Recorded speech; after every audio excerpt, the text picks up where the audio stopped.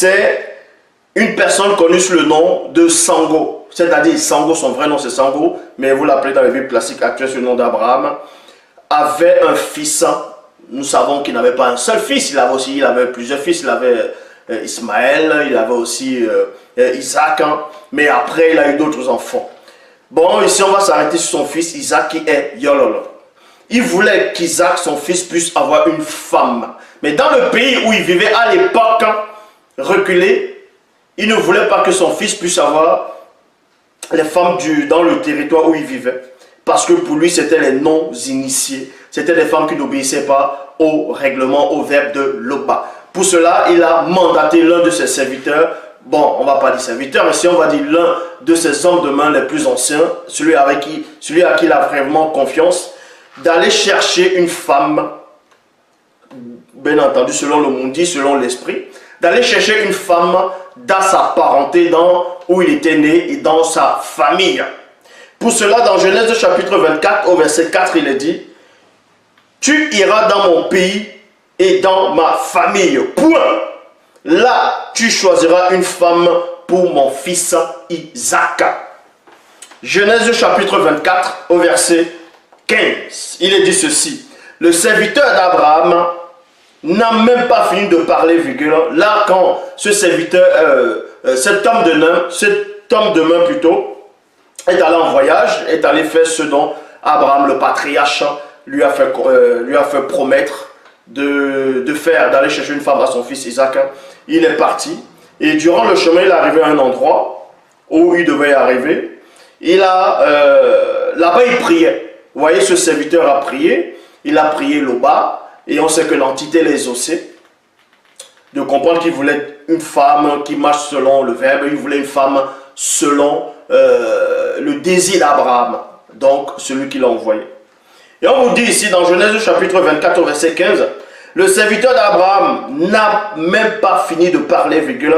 Rebecca arrive, la cruche sur l'épaule. Point. C'est la fille de Bethuel. Il y a point ici.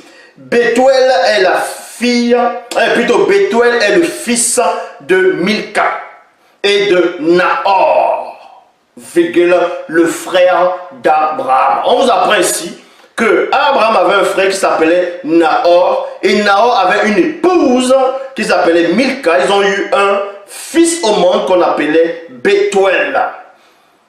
Et dans la suite, vous apprenez que Bethuel a eu un enfant. Bethuel a eu un enfant. Ça, on va entrer plus en profondeur. Dans Genèse chapitre 24, avant d'aller dans Genèse chapitre 24, je vais répéter. Je vais repartir toujours dans Genèse chapitre 24, verset 15.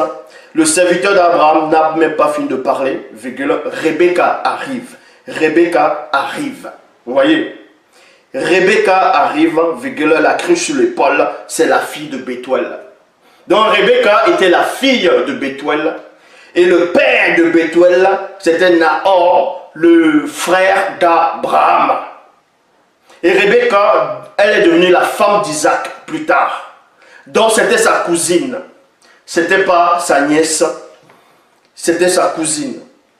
Genèse chapitre 24, verset 67, il est dit, Isaac conduisit Rebecca dans la tente de Sarah, sa mère. Point.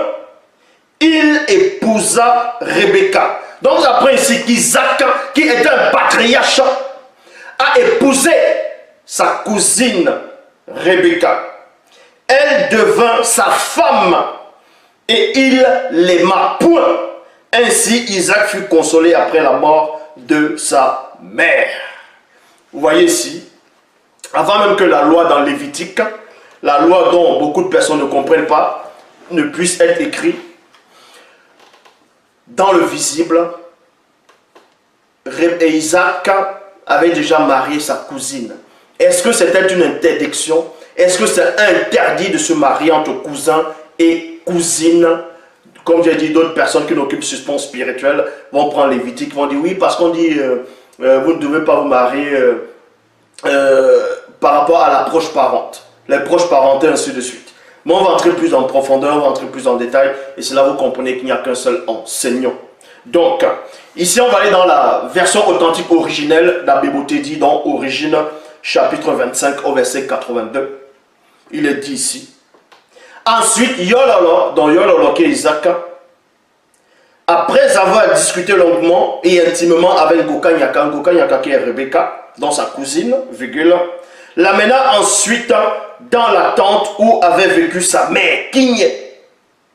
Dans sa mère, c'est Kigne, Kigne c'est Sarah, selon la Bible classique, le nom de Sarah.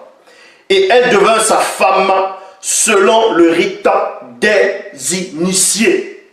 Et là, ensuite, on vous dit quoi? En extirpant le lien de proches parents, point virgule, il l'aima et se consola ainsi de la mort de sa mère. Point. Donc, on vous dit ici que le patriarche Isaac, donc qui est Yololo, avant d'épouser Rebecca, qui est Gokanyaka, il a d'abord, selon le rythme plutôt, des initiés, extirpé ce lien-là, parenté, qui pouvait, selon vos raisonnements, empêcher quelqu'un de se marier avec sa cousine. Donc il a enlevé cela. C'est la raison pour laquelle on ne retrouve pas ça dans le Lévitique. Sans rentrer plus en profondeur. Dans son fils, l'un de ses fils, plus tard, connu sous le nom de Tindi, qui est Jacob, il a fait comme son père.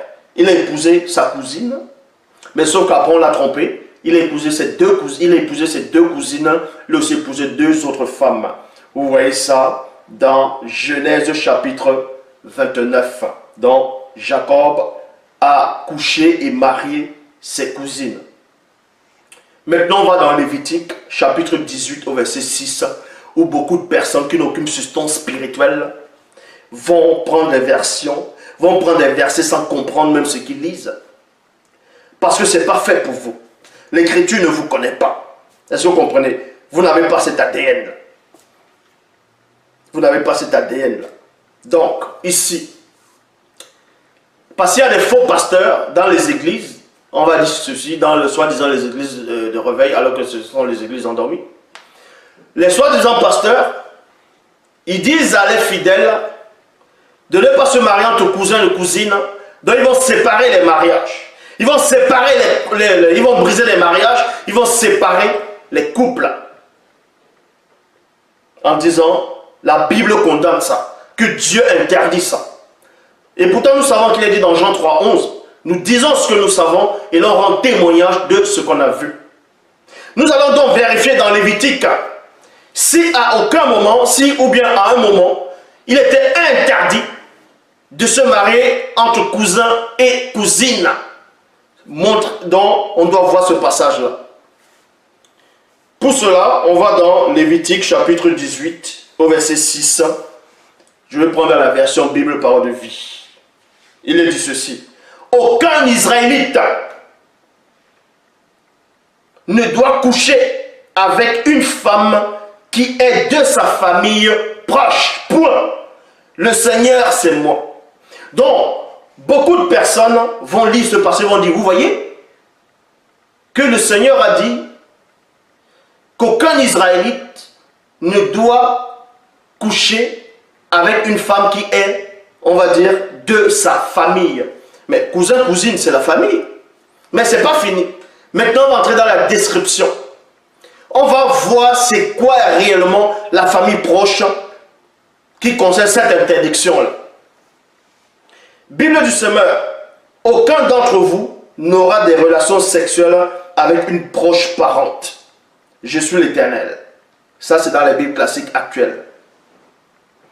Maintenant, on va décortiquer. On va décortiquer parce qu'on ne s'arrête pas là. Maintenant, on entre en profondeur. C'est quoi l'approche? C'est quoi les proches parents? C'est quoi quelqu'un de la famille par rapport à l'interdiction? Lévitique chapitre 18 au verset 7 à 18. Il est dit ceci. Tu ne dois pas coucher avec ta mère. Point. Ça c'est logique. Ce serait couvrir ton père de honte. Tu couvriras ainsi ta mère de honte parce qu'elle est ta mère. Ça c'est point. Donc on est en train d'expliquer l'interdiction dont on a fait allusion dans Lévitique chapitre 18 verset 6. Maintenant on entre en profondeur. Vous voyez, on entre en profondeur. Tu ne dois pas coucher avec une autre femme de ton père. Oui, ça serait couvrir ton père de honte. Tu ne dois pas coucher avec ta demi-sœur, virgule, fille de ton père ou de ta mère, même si elle a été élevée dans une autre famille. Tu ne dois pas coucher avec ta petite fille, la fille de ton fils ou de ta fille. Ce serait te couvrir de honte toi-même. Tu ne dois pas coucher avec la fille d'une femme de ton père. Point. Elle est née de ton père, donc elle est ta sœur. Tu ne dois pas coucher avec une sœur de ton père. Point. En effet, elle est du même sang que ton père. On sait que c'est ta tante. Tu ne dois pas coucher avec une sœur de ta mère. Point. En effet, elle est du même sang que ta mère. Tu ne dois pas couvrir de honte le frère de ton père en couchant avec sa femme. En effet, elle est ta tante. Tu ne dois pas coucher avec ta belle-fille, la femme de ton fils. Tu ne dois pas coucher avec la femme de ton frère. Ce serait le couvrir de honte. Tu ne dois pas coucher avec une femme, virgule, et avec sa fille ou sa petite fille, fille de ton fils ou de sa fille.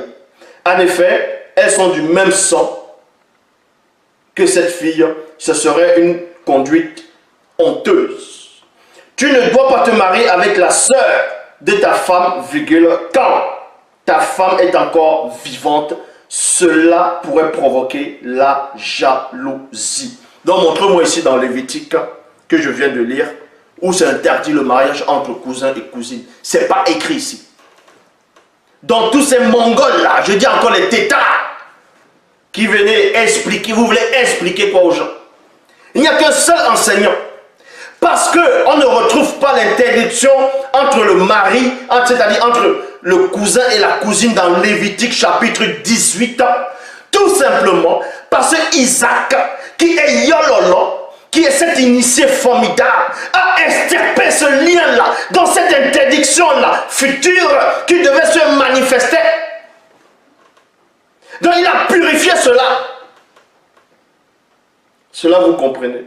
Faites attention quand vous venez expliquer des choses dont vous ne pouvez même pas expliquer.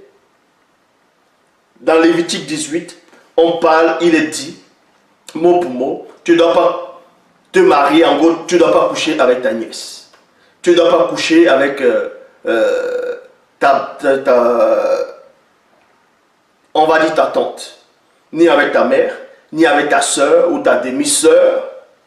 Tu ne dois pas avec ta belle, c'est-à-dire ta petite fille, dans la fille de ton fils ou de ta fille. Vous voyez, mais le mot cousin, cousine n'apparaît pas. Est-ce que vous comprenez? Donc je m'adresse à tous ceux-là qui se sont mariés entre cousins et cousines. Si vous allez dans vos soi-disant églises, si votre pasteur vous dit là-bas, non, c'est interdit, c'est l'inceste, c'est écrit dans Lévitique, dites-lui que c'est un menteur qui se taise, qui ferme sa bouche. Jean 3,11, nous disons ce que nous savons et l'on rend témoignage de ce qu'on a vu. Ce n'est pas écrit dans Lévitique 18 qu'un mariage, je répète, que le mariage entre cousins et cousines, c'est interdit. Non, ce n'est pas écrit. Dans le fait, ne venez pas déranger les gens. Il n'y a qu'un seul enseignant. C'est celui qui est en face de vous.